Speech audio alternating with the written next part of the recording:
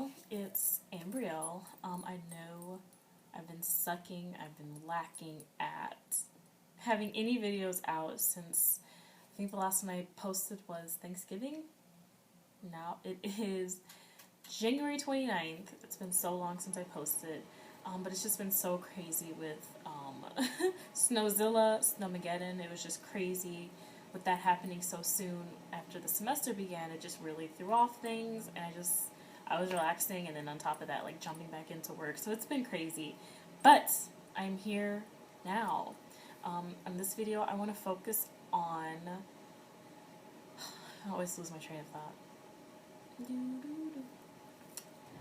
How I got into Howard and what you might want to do if you're trying to apply.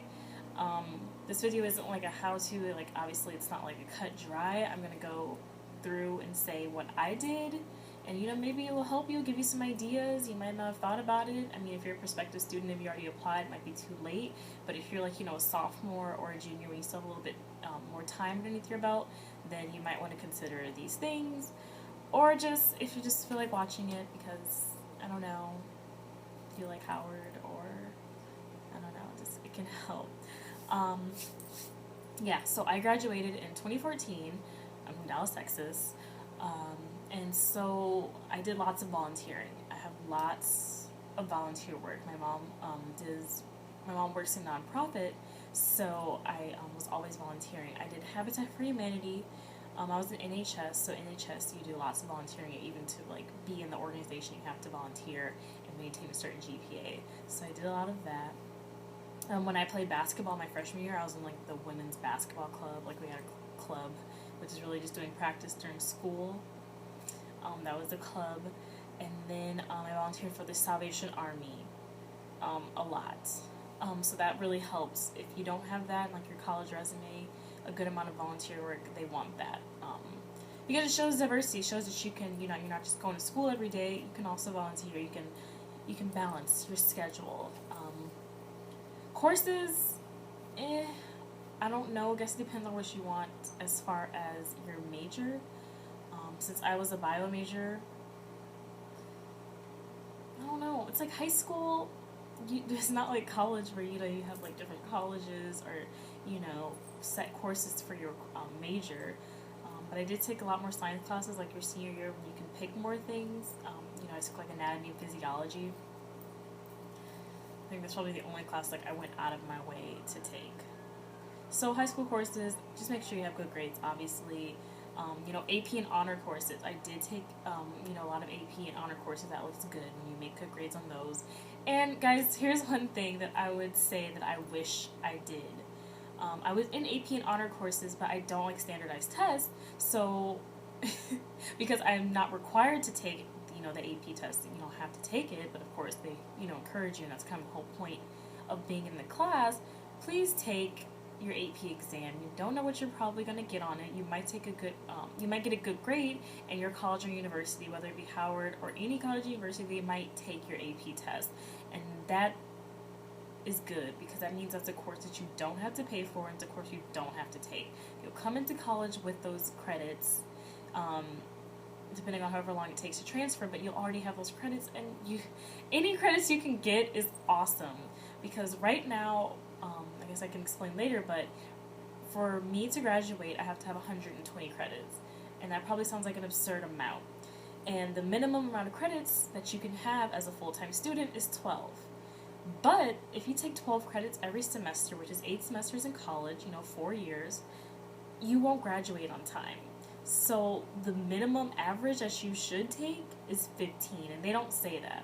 So any credits you can come in with is awesome, it's a blessing, and you should. So if you're in AP and honor courses, I would highly suggest you take your AP exams and try to transfer those credits if that check and make sure that your university takes it, because they might not advertise it. You might have to go into and look and see or call the registrar or whoever deals with transferring credits, and see if your the AP exam score is what they take.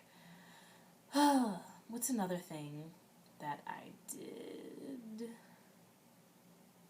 Oh yes, your letter recommendation. I know that's hard, especially because in high school you might not have your favorite teachers, but you'll probably have better relationships with them than you do in college. For me personally, I talk to my high school teachers more than I do my college ones. And it's like college, you need them more, especially if you're going into med school and law school. Like I'm pre-med, so I need to build a relationship with a few of my professors so they can write me an awesome, letter, recommendation letter for my medical school application. But yeah, so make sure you ask for those early, like earlier rather than later. I wouldn't do it last minute because teachers, you have to work around their schedule and it might take a while. And plus, you're not the only one, so I would do that sooner rather than later. Don't have your parent do it. Try to get a teacher or someone you volunteered with, like at the organization, for them to write it. That shows a good amount of versatility. Because colleges are really looking for that well-rounded students.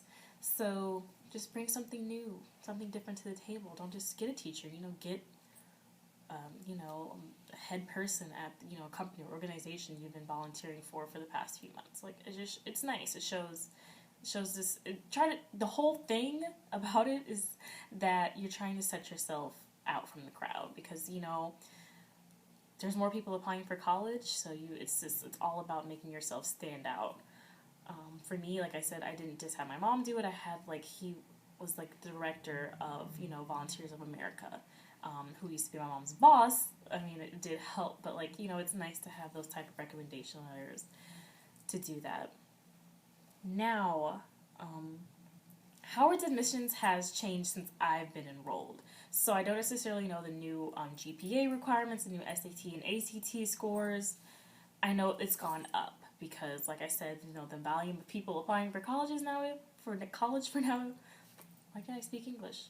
For college nowadays has gone up, so they've upped everything. Like scholarships has gone up, so has admissions requirements. So I don't necessarily know, but I can put the link for the College of Arts and Science requirement in this video. Underneath, and I will put the link for that because I'm not exactly sure. I do have it pulled up. I know it's on Howard's website. It is kind of hard to find it, but you all are looking in, so you guys might have a different view. Like I know you can, request information from the university. So in that package, I know they put on, the H has all the new requirements. But me personally, I don't know what the new ones are, but I know it's higher. When I came in, I believe it was a 3.2 or 3.3 GPA. It was a cumulative score. SAT was, I believe, a 1150 or 1170. See, I'm going off of memory at this point. And that's for the math and the writing. I don't believe they used the critical thinking. Or was it... I feel like I'm old. Or is it the math and the critical thinking and they don't use reading? I know they use 2 and not all 3 categories. And then for the ACT, I truly cannot remember what I needed to get in.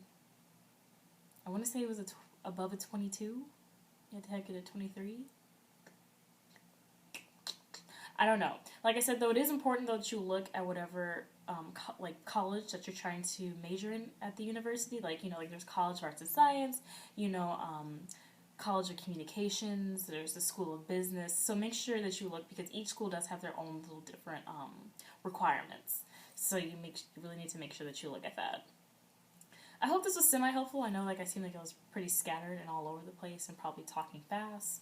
But yeah, that's what I did. Volunteering, good grades, good letter of recommendations, making sure you check your requirements, AP tests, and checking that, I believe Howard takes, I'm actually 99% sure that Howard takes AP test scores. You just have to make sure that you make the right score and get the job transferred because I'm telling you, any credits that you can transfer over is awesome because it sets you up higher and, it's less stress.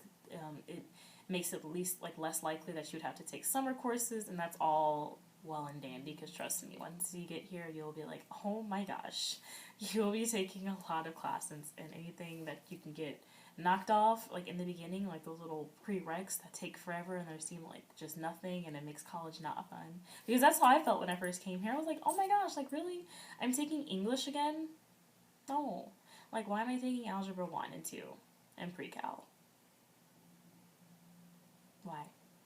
Because I'm a science major, yes, but I don't care for math. I'm not terrible at it, but if I could not do it, then by all means. So that's really important. So that's my pointers, tips. If you have any questions, if you want any other video pertaining to Howard, holler at your girl. I'm here for you. If you just want to say hi, hello, then do that too. But yes, I hope it helps. And yeah, I'll see you guys in my next video. Bye.